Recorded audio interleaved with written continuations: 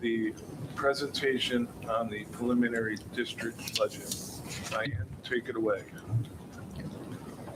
Thank you. Good evening. Yes, tonight is, we're presenting for information only the 26-27 budget, which will start July 1st of this year with the new school year and new fiscal year. This is something we do every year. I know we're familiar with the annual budget calendar, and here we are at the beginning of the new budget cycle. So I wanted to just talk about something we've shared in the past, but the Brentwood Union School District is not only the lowest funded in the region, it's also one of the lowest funded in the state. And these are updated numbers that are from 2024-25 about student funding for district. And if you can see the bottom line in the graph, it's sort of a pink magenta color, that's Brentwood. And it's showing that we were funded at $15,416 per student. And if you take a look at the top, Pittsburgh and Antioch are a lot higher than us. So Antioch Unified is at $21,751 per student.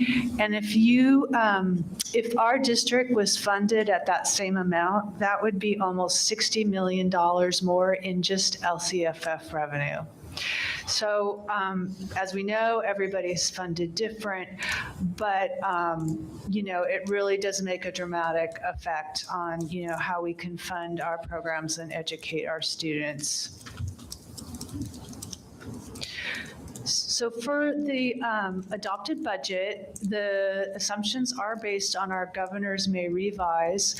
So that's his updated proposed budget that will start July 1st. Now, it's still not law and it can change. The Assembly and the Senate will decide before June 15th what they agree upon and send it to Governor Newsom, and then he signs it into law. But for the May revise, the COLA which is what it goes to our LCFF-based funding, is at 2.87%. And this year, which is something we haven't seen in a long time, is the governor included an additional what he calls an additional LCFF investment of 1.44%. So it's like that's an extra part of the ongoing funding. So, that's 4.31% increase in base funding. There is one caveat that was also written in the law, is that this new 1.44% extra revenue is expected to cover a new type of leave. It's called paid pregnancy disability leave, and it will include 14 weeks of paid leave for school employees, and it's not deducted from any other leave they've earned. So it's an additional 14 weeks the district would cover. And it's hard to estimate because every year there's a different amount of people who might take that leave, but we average it based on just some state information and our own historical information at about $300,000 a year that it would cost to cover that. And so we talk about the COLA, and we always say the COLA does not begin to cover our annual increased costs, which we're going to look at. Just real quick on that pregnancy thing. So it's becoming more and more common, apparently. But my question is, let's say they decide to take 6 weeks off and then go back. That's not a bank that they can keep drawing for 14 weeks, or is it? So the 14 weeks that's in the proposal is pregnancy disability leave. So if someone who was carrying a child was disabled because of that pregnancy and had a doctor's note saying like they were pregnant and they're still carrying the child, but let's say they have some back problems, they would get a doctor's note and they could use up to 14 weeks for that disability. And so they can They could potentially take it intermittent, like they could have it 6 weeks before, have the baby still be technically under disability because of the doctor's note, and continue to use that leave. Or the doctor's note could end for the disability, and then they would be subject to like their other leaves, like what we call CFRA or their baby bonding. And so technically, if someone qualified for the full 14 weeks plus their CFRA plus their baby bonding, for example, for a certificated employee, that could be close to, I would say, about 36 weeks. Yeah. And and just to add on to that is, I think all of us recognize the need for pregnancy leave, right, and for disability leave. One of the things that there's two things that we're taking issue with. The first is that it's included as this is a COLA, but this is what you have to spend it on, right? Because that's problematic. I think the second part is that we have two parts of the state that aren't talking to each other, because one of the challenges that we have, if we have a special education teacher, for example, that goes out, we're limited to a sub in that classroom to 20 days. So that means that every 20 days, we have to change out that substitute. So if one side of the government is giving 14 days or 14 weeks of leave, and then the other side is saying, well, wait a second, but you have to have a new sub every 20 days, that means that we're going to have 4 different teachers in that child's classroom that probably needs the most stability as they go forward. So it's something that we're all working to try to sort out. So both how it's funded and making sure that are recognizing that the best thing in place of the actual teacher in that classroom is a stable sub that can be there and work with those kids for the length of time that they're gone. Okay. So going on with some more may revise assumptions. So there's good news. There is an increase in the base to special education funding. And we estimate for our district to be about $3.4 million. So it is a significant increase. Also, what we have not included in the proposed budget is one thing the governor talked about is one-time discretionary block grant funds that are significant and additional learning recovery block grant funds, which is we see that in tranches coming forward. So after July 1st, once the budget is signed into law and everybody's agreed on how it's allocated and what the amount is, then at the 45-day revise, which comes to you in August, you will see an updated budget, including what we know about the one-time and the amounts of what we would get. The other part of the proposed budget presentation is that we are also comparing it to our estimated actuals of how we're going to close out this year, right? 25, 26. And so, we work really hard to get, the best budget numbers we can and be very careful and monitoring. And so I think there's some good news in that there is very little variance between when I came at second interim and we looked at the second interim budget, and then when we look at estimated actuals, the unrestricted ending fund balance, which is our reserve, there's only a difference, and it's actually lower, of $194,000 out of over $150 million budget. But I really, it really indicates the financial results are closely tracked, and that I think it's just our district and our board's commitment to fiscal controls, ongoing budget monitoring, and really the conservative financial practices that this district takes to maintain fiscal stability, which is obviously very important.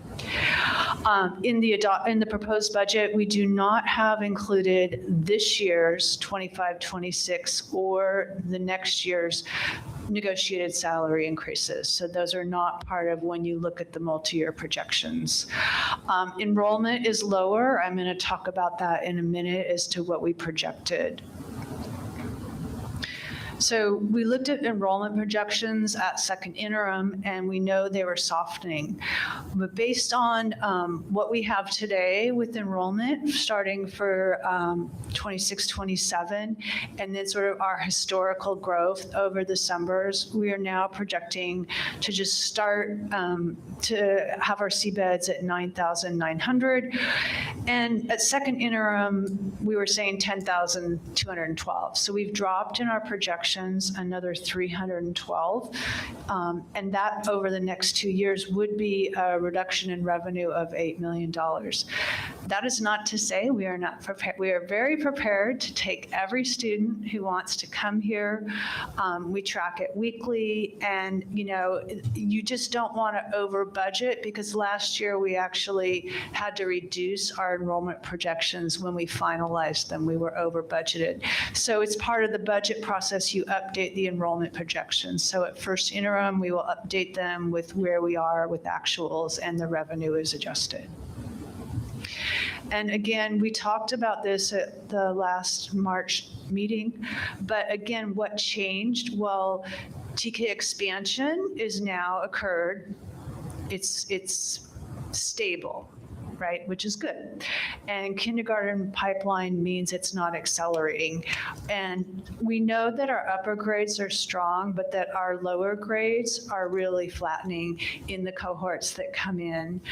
We still have positive housing assumptions, but they don't offset the sort of stabilization and slight lowering of enrollment. But like I said, the district is very involved, not just, we talk about attendance a lot because that's how we get our funding, but also with enrollment. Student services, they track it daily, we track it weekly, we meet weekly and talk about enrollment and staffing, and it will be updated. This is the other sort of key major important point in our revenues is we always talk about our average daily attendance, because although enrollment is one number, we only get our average daily attendance, which is the number of students that sit in our classroom each day and when they take roll. And that is throughout the school year. So we're estimated right now at 95.19%. We certainly hope it goes up. But I wanted to share, we've seen this chart before. But if you look back, again, we always talk about pre-COVID, we were over 97%, 97.24% ADA. And so say now we're at 95%. Well, 1% is about 1.2 million. So that's like $2.4 million more if we were tracking back what we were. Now, again, we know there's many, many reasons that those challenges are statewide. The other thing is we did go up in 25-26. So we were at 95.51%. And so what we started the budget with this year is a 3-year average. So we're a little higher, but not, we continue to try and go up. So things that are, students are coming to school, and, I think it shows a little bit in this report.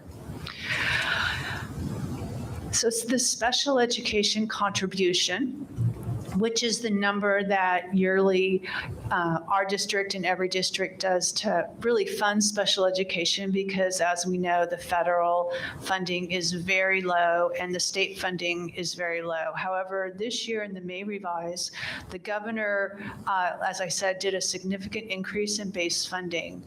So the contribution for this year only, we are going to reduce it by 3.2 million because of this increased revenue.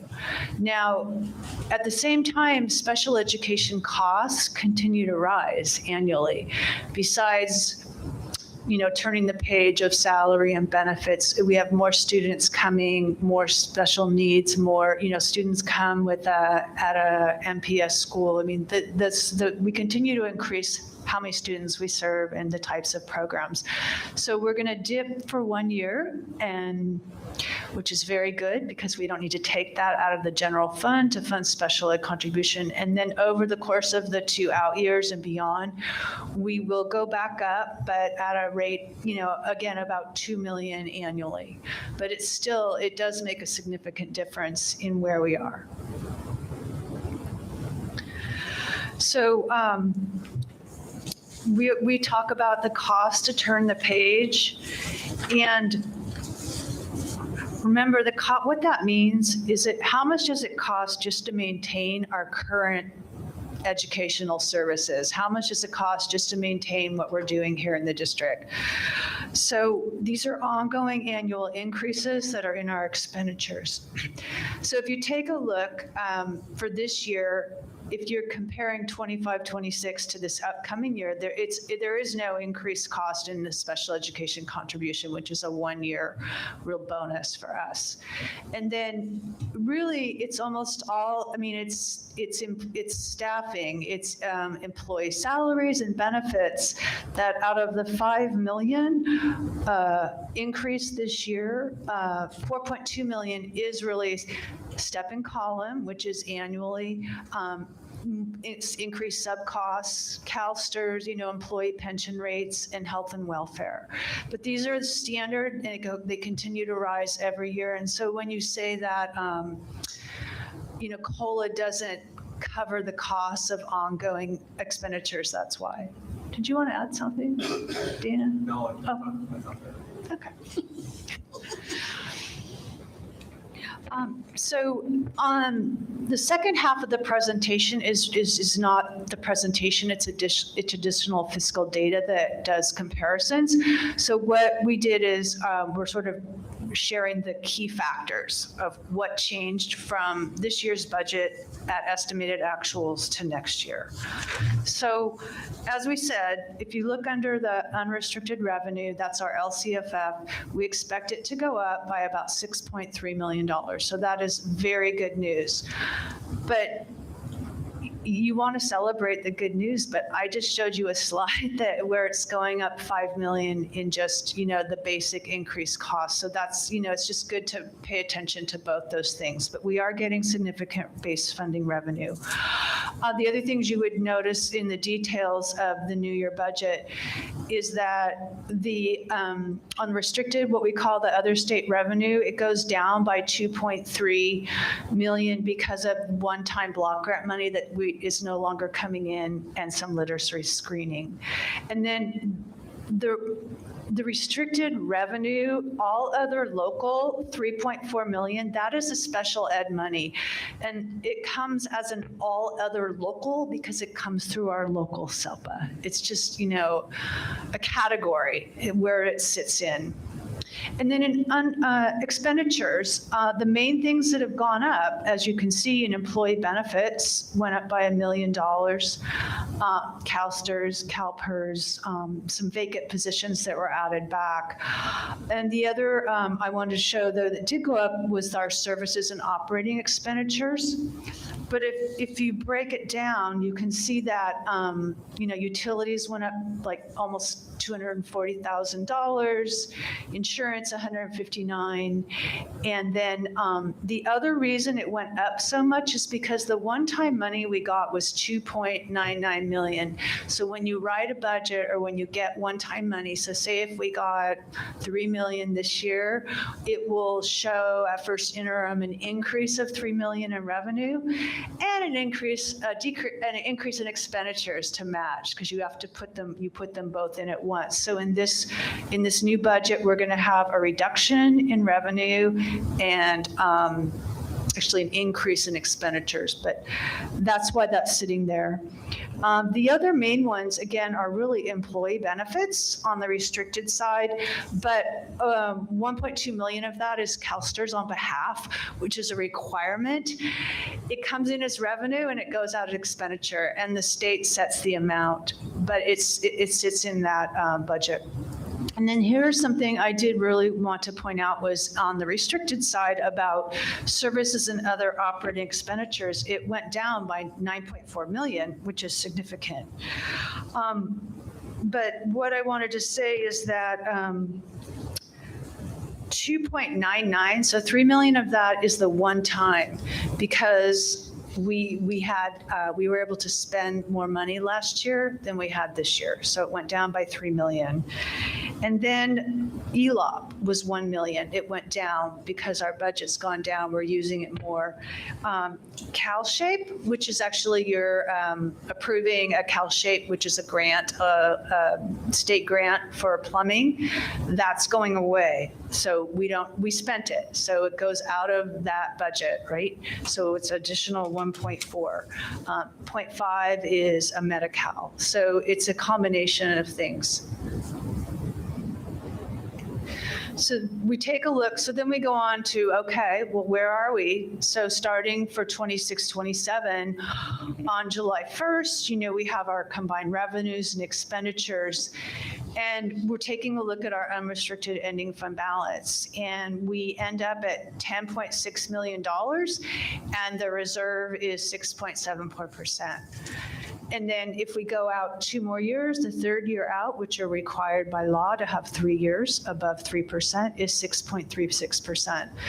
This does not include the 25-26 salary increases, which are coming to the board on June 17th. So after those are approved, then we update the salary schedules, payroll changes over course. There's also a retro given for a full year of salary. And so at first interim, you would see the complete change of what it is. So there's an impact to this ending fund balance.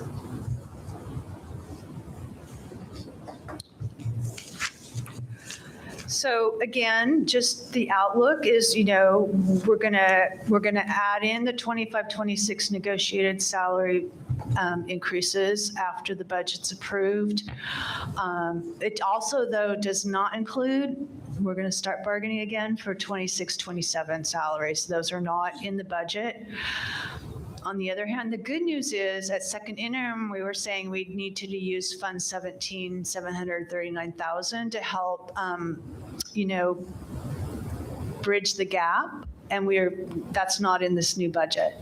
We also had at second interim a fiscal solvency reduction for 27-28 in order to meet the 3%, and that is no longer in the projection. So those are both, very positive. What's not included in the budget, which is coming on June 17th, is also what we call the 26-27 Tier 2 budget reductions, which are coming to the board of $2.3 million. As a result of the negotiated salary increases, we already had we had to have a plan in place as to how we balance our budget. And our other funds you're very familiar with, they all have positive ending fund balances. So really next steps, we don't have negotiated salaries done for this year or next year. We do anticipate we're going to be able to reduce the contribution this year for special education, but then we anticipate ongoing growth of over 2 million. We're closely monitoring enrollment in ADA because that's all about our revenue. The governor's budget does have significant one-time funds, and we will know more very soon, by July. You'll see that at the May revise, and the proposed budget will come back to you for action on June 17th. And that's my presentation. What's the student activity fund used for? Great question. So it's the associated student body funds. Student body funds. So how we have associated student body, ASB, mostly it's really for the middle schools, although all elementaries have them. So they run their own activities. They're allowed to run their own activities with their own budget, and there's a whole set of rules and criteria that are state set. So it actually used to be in Fund 01, but it has nothing, it doesn't affect our revenue. It's not coming from us. So it's now called Fund 08. So any school fundraiser that's not like a parents club fundraiser typically goes through student body funds. So is it normal to have like almost $900,000? It's not unusual when you think about it. It's actually pretty low. Like if you were in a high school district, it's a huge amount. So it goes through. Did you want to add something else? Just remember that's 12 schools. Yeah. So, yeah, I mean, Yeah. but- It could be band programs, right? It could be sports teams. It could be all kinds of stuff that gets So in it's there. not class trips or things like that, or? Not usually, no. Sometimes they use it. It depends on each school can do it differently. A lot of times, like the picture money will go in there that they can use, and other fundraisers if they're not using their parents club. But not for these like the robots where they go off to Idaho or. Oh, for Odyssey of the Mind? Probably not. It's possible that a school would consider doing that because it would be spent on students, but usually you want something that's going to have an impact on the larger student population than just a few kids from the school. Thank you. Yeah. It's carefully monitored too. It's very carefully monitored. It's the place in school business where there's the most fraud that happens because there's so many hands that touch it. Yeah. Yeah. So like if you're do fundraising and it goes in, it could be used by those people or, the Odyssey of the Mind. If the fundraising goes into that fund, Right. then the expenditures go out of that They fund. could do it that way. Did we do it that way with Odyssey of the Mind? A lot of times they'll do it through the I parents actually club. remember that purchase order, and Yeah. but I have to look. I don't remember who. Yeah. I actually, without saying for sure, I think it was one of the. It might have been parent funded. It was like it was a donation fund, but I don't think it was ASB. I can actually let you know. But just to also, like Scott, that was a really good question though, is ASB is highly monitored. It's part of our auditing process.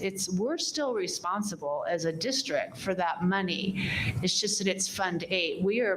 But Dana's right. It's like the most highly monitored, almost criteria, and our staff is trained on it. Actually, the vice principals can go to training from PICMAT. I mean, it's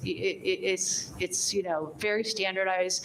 We also have Kelly from the Fiscal Services Office, Kelly Clement, and she works with all the ASB secretaries. Like she goes out twice a year at least to meet with them and talk about their budgets because we get monitored. And while I want to say one more thing, Yeah. I really want to thank Janelle Largent, our Director of Fiscal Services, because you see this presentation, and this work started April 1st, and it is hours and hours, and it's the biggest push for really her as the Director of Fiscal and all her staff. So thank you. Yeah, I was actually going to say that too. Janelle's done a fantastic job, and thank you, Diane. That was a great presentation. I think one of the things I want to just point out is that, $150 million and to be off by $200,000 is like 0.13%. So that's a pretty remarkable job in getting to that number. And so we really appreciate the work that both of you do behind the scenes to make sure that happens. So thank you. Definitely. Thank you. All righty.